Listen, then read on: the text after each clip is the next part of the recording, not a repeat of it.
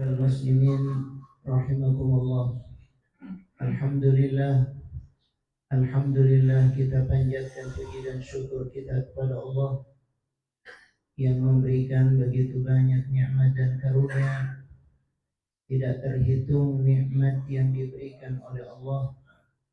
Wa in ta'uddu ni'matallahi la tuhsuha. Pada setiap gerak dan diam kita, pada setiap tarikan nafas kita, ada nikmat yang mengalir dan turun kepada kita semua. Mudah-mudahan kita dijadikan oleh Allah sebagai hambanya yang pandai bersyukur, sebagai hambanya yang pandai bersyukur kepada seluruh nikmat yang diberikan oleh Allah Subhanahu wa taala kepada kita. Salawat dan salam semoga tercurah kepada teladan kita, uswah hasanah kita, Nabi besar Muhammad sallallahu alaihi wasallam, pada keluarga beliau, para sahabat dan semua pengikut setia beliau hingga yaumil qiyamah. Ma'asyiral muslimin rahimakumullah. Pada kesempatan kali ini kita akan membahas satu materi yang berkaitan dengan Ramadan. Kita tinggalkan sejenak kitab Al-Hikam untuk membahas terkait dengan Ramadan. Tetapi ada kaitannya dengan hikmah yang sebelumnya yang berkaitan dengan mengapa Allah Subhanahu wa taala mewajibkan kita untuk melaksanakan ibadah. Tidak lain kata Ibnu Athaillah Az-Zakandari rahimahullah, aujaba 'alaika ta'atah.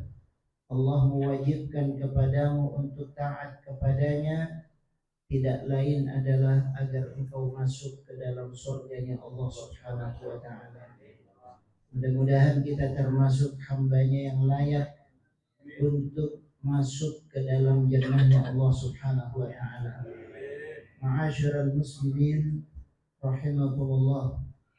Ramadan tinggal beberapa hari lagi. Tinggal menghitung hari.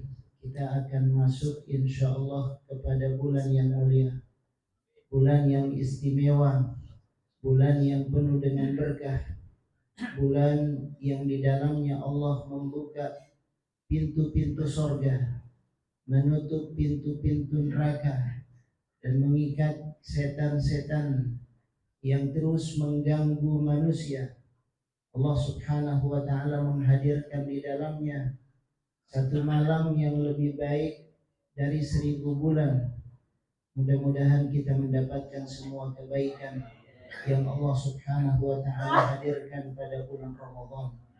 Mudah-mudahan kita disampaikan kepada bulan Ramadan. Mudah-mudahan kita diberikan sehat wal afiat, diberikan kemampuan, diberikan taufik, inayah oleh Allah, bisa mengisi Ramadan kita dengan indah. Ma'asyiral muslimin rahimakumullah. Ada beberapa jenis kalangan manusia hamba Allah yang menyikapi Ramadan. Ada yang menyikapi Ramadan dengan penyikapan yang biasa-biasa saja. Hambar rasanya, tidak ada sesuatu yang baru, tidak ada sesuatu yang istimewa. Menyikapi Ramadan dengan perasaan yang biasa. Ada yang justru menyikapi Ramadan dengan gambaran-gambaran yang tidak menyenangkan. Terbayang beratnya ibadah di bulan suci Ramadan. Terbayang rakaat-rakaat tarawih yang banyak. Terbayang bagaimana mereka melaksanakan ibadah puasa yang menurut mereka dianggap sebagai beban yang berat. Terbayang berbagai amaliyah yang menjadi sesuatu yang tidak nyaman buat mereka. Na'udzubillah, mudah-mudahan kita tidak termasuk golongan yang semacam ini. Tetapi sebaliknya ada golongan yang menantikan Ramadan menjadikan Ramadan sebagai sesuatu yang sangat-sangat diharapkan, sangat-sangat dinantikan, dan itu yang menjadi harapan bagi orang-orang yang dekat dengan Allah.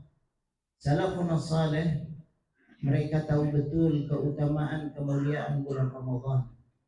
Karena itu mereka selalu meminta kepada Allah, bukan hanya 1 atau 2 bulan sebelum Ramadan, tetapi bahkan disebutkan 6 bulan sebelum Ramadan. Bahkan mereka berdoa meminta kepada Allah agar disampaikan kepada bulan Ramadan. Di antara doa mereka, Allahumma sallimni ila Ramadan wa sallim li Ramadan wa tasallamhu minni mutaqabbala. Ya Allah, antarkan aku kepada bulan Ramadan, antarkan Ramadan kepadaku, dan terima amal-amal ibadahku di bulan Ramadan. Mereka tahu betul keutamaan bulan Ramadan. Mereka ingin menikmati indahnya bulan Ramadan, dan mudah-mudahan kita termasuk di dalamnya. Ma'asyiral muslimin rahimakumullah. Mengapa mereka menantikan dan memposisikan Ramadan dengan posisi yang semacam itu? Mengapa mereka mengharap-harapkan Ramadan, ingin menikmati indahnya Ramadan? Karena ada beberapa hal yang bisa menjadi motivasi, termasuk buat kita semuanya. Ada beberapa hal yang menjadi landasan kita beribadah kepada Allah Subhanahu wa taala. Yang pertama, ma'asyiral muslimin rahimakumullah, bahwa Ramadan dan ibadah yang ada di bulan Ramadan ini tidak lain adalah cara kita bersyukur kepada Allah Subhanahu wa taala. Wujud kita bersyukur kepada Allah dengan cara beribadah kepada Allah. Kita sudah diberikan banyak nikmat oleh Allah. Kita sudah diberikan banyak karunia oleh Allah. Nikmat yang diberikan oleh Allah tidak terhitung pada diri kita. Kita dihadirkan ke dunia. Kita diciptakan dalam bentuk yang terbaik. Kita diberikan semua kebutuhan kita oleh Allah Subhanahu wa taala. Allah Subhanahu wa taala terus mengalirkan nikmatnya, karunia-Nya, anugerahnya kepada kita.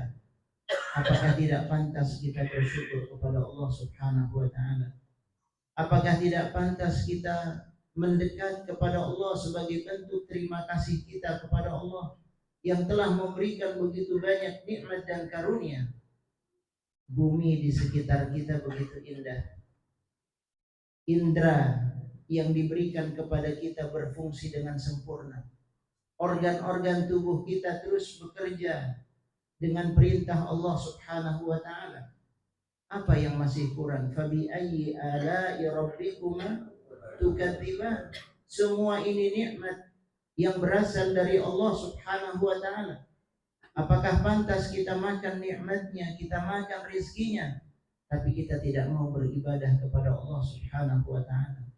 Apakah pantas kita hanya mengkonsumsi, menikmati indahnya dunia ini, tapi kita tidak mau mendekat kepada penciptanya? Ini adalah satu sikap yang luar biasa kufurnya. Allah Ta'ala mengatakan, la in syakartum la azidannakum wa la in kafartum inna azabi lasyadid. Kalau kalian bersyukur akan ditambah nikmat, tapi kalau kalian kufur, siksaku sangat pedih, kata Allah Subhanahu wa taala. Ramadan, ma'asyiral muslimin, dan ibadah yang kita lakukan ini adalah sarana kita untuk bersyukur kepada Allah. Kita ingin mensyukuri nikmat yang diberikan oleh Allah Subhanahu wa taala. Jangan sampai kita merasa terbebani dengan ibadah tersebut. Justru ini kesempatan kita untuk mendekat kepada Allah, bersimpuh di hadapan Allah, berterima kasih kepada Allah. Kita menyadari nikmat Allah sangat besar. Pada saat kita beribadah itu sendiri, itu pun merupakan satu nikmat dan karunia dari Allah. Jemaah sekalian, pada saat kita diberikan kesehatan, diberikan kekuatan, kita bisa ibadah nanti di bulan Ramadan, kita bisa berpuasa dengan sempurna, kita bisa melaksanakan salat tarawih, kita bisa berdiri, kita bisa ruku, kita bisa sujud. Padahal banyak barangkali di antara saudara-saudara kita, orang-orang yang tidak bisa melaksanakan ibadah, maka kita harus bersyukur atas semua nikmat yang diberikan oleh Allah Subhanahu wa taala.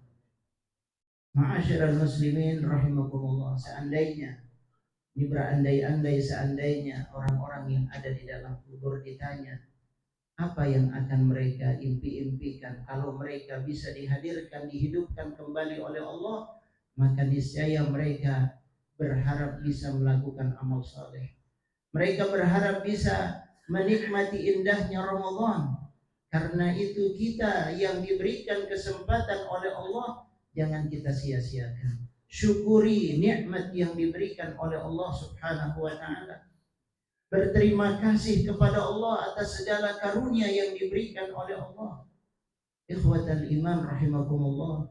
Begitu yang dilakukan oleh Nabi kita Nabi Muhammad sallallahu alaihi wasallam. Jangan melaksanakan ibadah sebagai sebuah beban.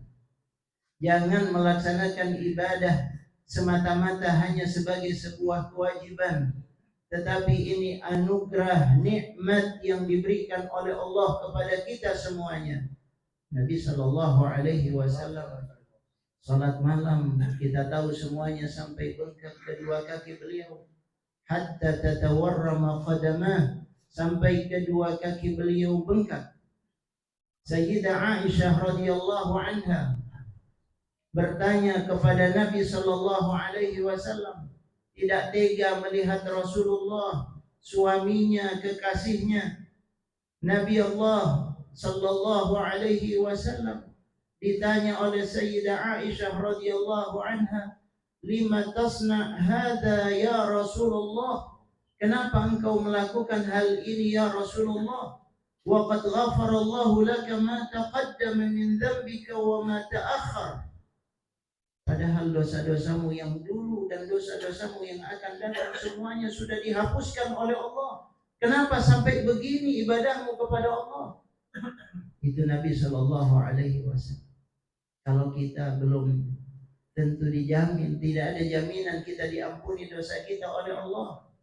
Tidak ada jaminan kita masuk ke dalam surganya Allah. Nabi Shallallahu Alaihi Wasallam dijamin masuk surga, diampuni dosa-dosanya, semua dosanya diampuni oleh Allah. Aisyah radhiyallahu anha bertanya kepada Rasulullah, "Lima tasna hadza ya Rasulullah?" Kenapa engkau masih melakukan hal yang semacam ini? Ibadah yang semacam ini sampai kedua kaki beliau bengkak. Beliau berdiri bersimpu di hadapan Allah, membaca surat-surat yang panjang, menikmati ibadahnya kepada Allah Subhanahu wa taala. Jawabannya satu, ma'asyiral muslimin. Apa jawaban Nabi sallallahu alaihi wasallam? Afala akunu 'abdan syakura. Apa tidak boleh aku menjadi hamba yang bersyukur kepada Allah? Ya bayangkan, ibadah kalau dilakukan dalam rangka bersyukur kepada Allah, ibadah itu akan menjadi nikmat. Kalau kita melakukan ibadah dalam rangka bersyukur kepada Allah, berterima kasih kepada Allah, ibadah kita tidak ada apa-apanya dibandingkan nikmat yang diberikan oleh Allah. Ibadah kita tidak seberapa dibandingkan dengan karunia Allah Subhanahu wa taala. Jangan kita berhitung kepada Allah. Nikmat yang diberikan oleh Allah luar biasa kepada kita. Tidak bisa amal kita membalas semua nikmat Allah, tidak bisa sama sekali. Allah dengan anugerahnya, Allah dengan karunia-Nya menerima amal kita yang tidak seberapa tersebut. Karena itu ikhwatal iman, pada bulan Ramadan terutama, dari sekarang dan sampai nanti pada bulan Ramadan, kalau kita melaksanakan ibadah, laksanakan ibadah itu dalam rangka kita bersyukur kepada Allah Subhanahu wa taala. Alhamdulillah kita masih bisa melangkah ke masjid. Maka pakai itu kaki untuk melangkah ke masjid.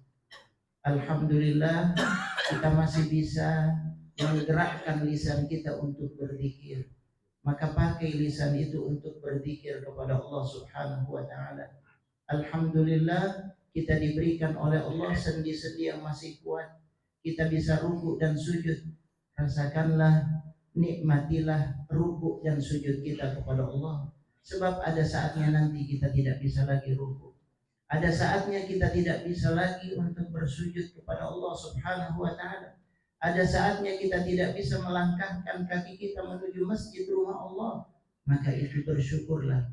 Ini nikmat dari Allah. Jangan kita anggap ibadah itu sebagai beban, tapi nikmati setiap ibadah karena kita ingin bersyukur kepada Allah Subhanahu wa taala. Berpuasa itu nikmat dari Allah Subhanahu wa taala. Melakukan tilawah Quran, kita baca Al-Quran, nikmat dari Allah. Alhamdulillah kita diberikan mata oleh Allah. Pakai mata itu untuk memandang mushaf, huruf-huruf yang Allah Subhanahu wa taala turunkan kepada Nabi kita, Nabi Muhammad sallallahu alaihi wasallam. Karena ada saatnya nanti kita tidak lagi bisa memandang mushaf-mushaf tersebut. Kita tidak bisa lagi membaca Al-Quran. Ada saatnya kita akan meninggalkan ibadah itu semuanya. Maka bersyukur kepada Allah itu akan membuat ibadah kita menjadi nikmat. Ini yang pertama. Jadi bersyukur atas semua nikmat yang diberikan oleh Allah. Yang kedua, ma'asyiral muslimin rahimahumullah. Ketika Allah mewajibkan kita ibadah, bukan karena Allah Subhanahu wa taala ingin memaksa kita, karena kejam kepada kita, tidak sama sekali. Justru ketika Allah mewajibkan ibadah kepada kita karena sayangnya kepada kita, karena rahmatnya Allah kepada kita semuanya. Allah tahu kebutuhan kita. Ala ya'lamu man khalaq wa huwal latiful khabir. Allah yang menciptakan kita tahu betul kebutuhan kita semuanya. Kalau kebutuhan jasmani kita dicukupi oleh Allah, Allah tahu kita butuh makan, diberikan makan oleh Allah. Allah tahu kita butuh oksigen, diberikan oksigen oleh Allah. Allah tahu kita butuh tempat tinggal, diberikan tempat tinggal yang nyaman oleh Allah. Allah tahu kita butuh suasana yang indah, diberikan suasana yang indah itu oleh Allah. Allah mengetahui kebutuhan kita semuanya. Kebutuhan fisik, kebutuhan jasmani, kebutuhan badan kita dipenuhi oleh Allah. Demikian pula dengan kebutuhan rohani kita. Demikian pula dengan kebutuhan hati kita, jiwa kita dipenuhi oleh Allah, diberikan oleh Allah. Allah tahu kalau manusia tidak dipenuhi kebutuhan rohaniahnya, maka akan berbahaya. Dia akan menjadi orang-orang yang tubuhnya sehat, tubuhnya kuat, segar, bugar, tapi jiwanya ringkih. Jiwanya ringkih, hatinya ringkih. Tidak tahan dia dengan berbagai ujian, cobaan kehidupan dunia. Karena itu perlu di backup, perlu diberikan kekuatan, diberikan energi, diberikan asupan. Sebagaimana fisik kita butuh asupan, sebagaimana fisik kita butuh nutrisi, ruhiyah kita juga butuh nutrisi, butuh asupan agar kita kuat menghadapi semua ujian dalam kehidupan ini. Agar kita tahu kepada siapa kita bersandar, agar kita tahu siapa yang harus menjadi tempat kita curhat, tempat kita meminta, agar kita tahu siapa yang bisa menolong kita. Satu-satunya tidak lain hanya Allah Subhanahu wa ta'ala.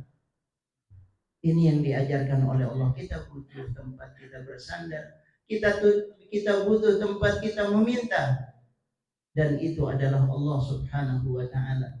Wa idza sa'alta fas'alillah wa idza sta'anta fasta'in billah. Kalau engkau mau minta, minta kepada Allah. Kalau engkau minta tolong kepada Allah. Kalau engkau bersandar kepada Allah. Allah berikan kebutuhan itu. Pada saat kita berzikir, ingat kepada Allah, apa yang kita rasakan? Tumanina. Alladzina amanu wa tatma'innu qulubuhum bizikrillah, ala bizikrillah tatma'innul qulub. Ketika hambanya beriman kepada Allah, berzikir kepada Allah, pada saat itu hati akan menjadi tenang. Nabi kita Nabi Muhammad sallallahu alaihi wasallam, ujiannya banyak, tantangannya banyak, persoalannya banyak. Tidak ada ujian yang lebih hebat daripada ujian yang diberikan kepada Rasulullah sallallahu alaihi wasallam. Musibah yang menimpa beliau bertubi-tubi. Beliau kehilangan semua anak laki-lakinya, meninggal di waktu kecil semuanya. Mulai dari Qasim, Abdullah, Ibrahim dan seterusnya.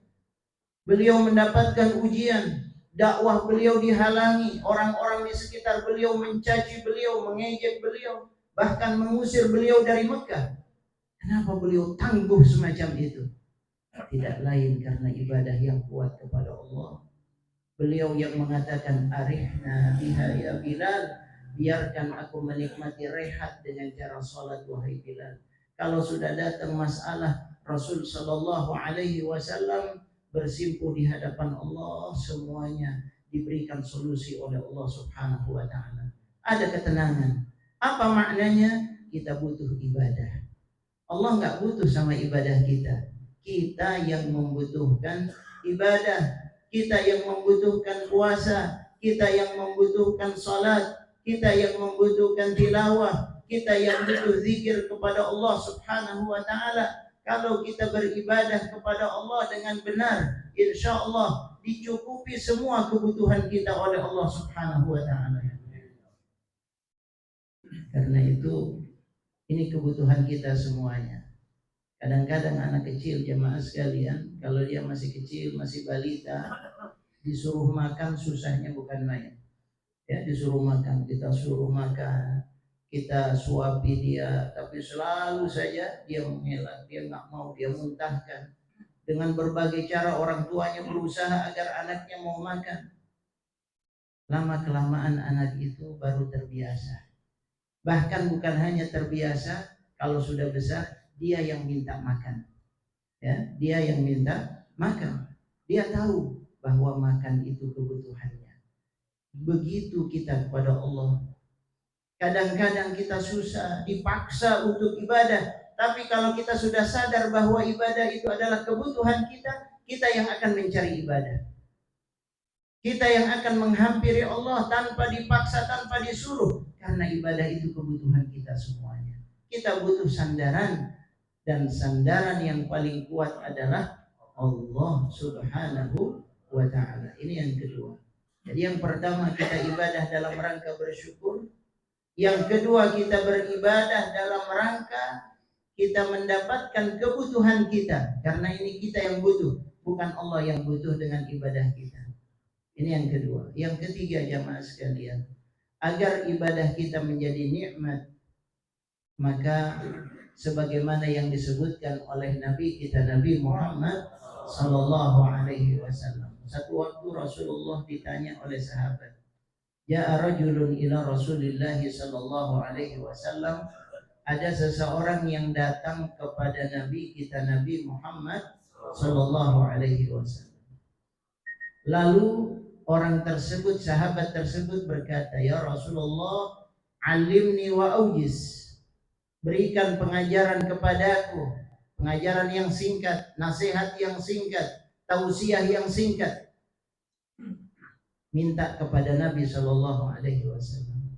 Lalu Nabi mengatakan kepada orang tersebut, "Idza qumta ila salatin fashalli salatan muwaddi'."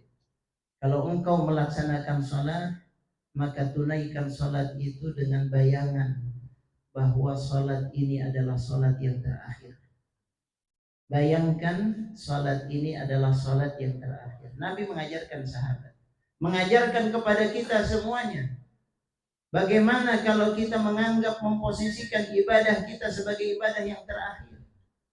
Sesudah itu tidak lagi kita bisa beribadah kepada Allah.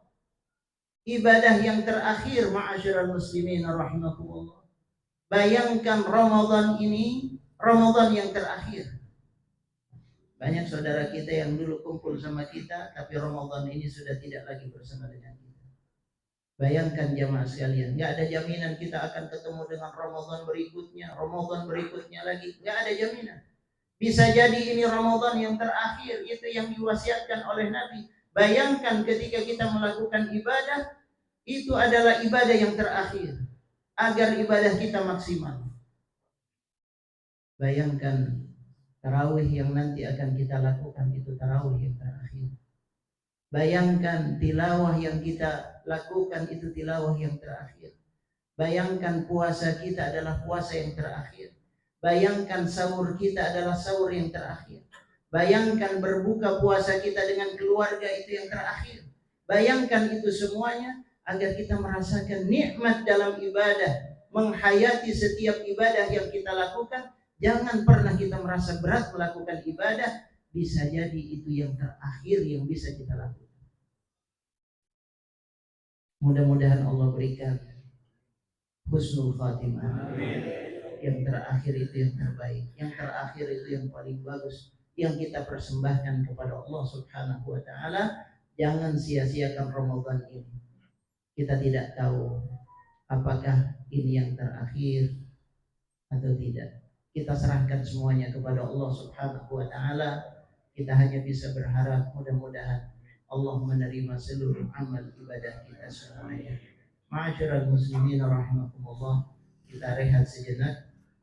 Sesudah itu nanti kalau ada yang mau bertanya silahkan, dan kita baca salawat tasyrik. Allahumma salli ala sayyidina Muhammad wa ashghili adh-dhalimin bidh-dhalimin. اللهم صل على سيدنا محمد وأشغل الظالمين بالظالمين وأخرجنا من بينهم سالمين وعلى آله وصحبه أجمعين. اللهم صل على سيدنا محمد وأشغل الظالمين بالظالمين. اللهم صل على سيدنا محمد وأشغل الظالمين بالظالمين وأخرجنا من بينهم سالمين وعلى آله وصحبه أجمعين. اللهم صل على سيدنا محمد وأشغل الظالمين بالظالمين. اللهم صل على سيدنا محمد وأشغل الظالمين بالظالمين وأخرجنا من بينهم فائزين وعلى آله وصحبه أجمعين. Ma'asyiral muslimin rahimakumullah. Ada yang bertanya kaitan dengan tadi?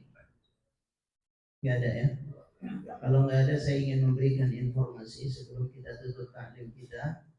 Dalam rangka kita mengisi hari-hari di bulan Ramadan dengan maksimal, insyaallah Al-Iman membuka kesempatan kepada jamaah yang ingin ikut tadarusan di Al-Iman. Kita ingin membentuk kelompok-kelompok tadarus yang disesuaikan dengan waktu-waktu kita. Sayang kalau Ramadan ini kita biarkan begitu saja. Kita ingin tadarus nanti satu kelompok misalnya terdiri dari 10 orang dan kita bagi waktunya. Barangkali ada yang bisa ba'da salat subuh, silahkan ba'da subuh.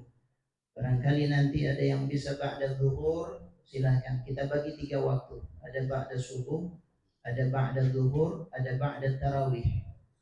Dan insya Allah minimal setiap hari kita membaca Al-Quran 1 juz minimal. Bisa 1 juz setengah, disesuaikan dengan kondisi kita. Sambil kita baca Al-Quran, sambil kita memperbaiki bacaan kita. Jadi 2 kita dapat, belajar dan menghatamkan Al-Quran Al-Karim. Mudah-mudahan dengan itu insya Allah Ramadan ini lebih baik daripada Ramadan yang sebelumnya. cara kita mendekati Al-Quran, berinteraksi dengan Al-Quran. Mudah-mudahan Al-Quran menjadi syafaat buat kita semuanya.